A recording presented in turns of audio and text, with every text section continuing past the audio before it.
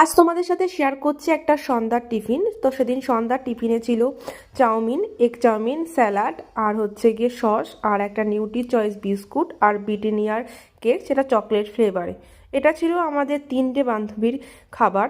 তো তিনজন মিলে এটাই ভাগ করে খাবো ভাবছিলাম হয়তো অনেক কম হয়ে যাবে, কিন্তু চাউমিনটা খাওয়ার পর, টেস্ট করার পর আমার মনে হলো আমরা না খেতেই পারিনি।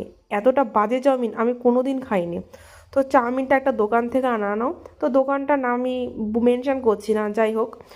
এতটা বাজে কি করে মানুষ করে একটা কাস্টমারের সাথে, যে চাউমিনটা সেদ্ধ করা অবস্থা হালকা ভেজে দিয়ে দিয়েছে। চাউমিনটা আমি একজনকে দিয়ে আনিয়েছি, সে একটু ব্যস্ত ছিল, সে অর্ডার করে চলে গেছে। তাই জন্য এরকম চাউমিন দেবে, এরকম তো মানে খুব বাজে বাজে এরকম টাইপেরও মানুষ এখনকার দিনে আছে, সেটা ভাবতে গেলেও আমার কেমন যেন লাগে।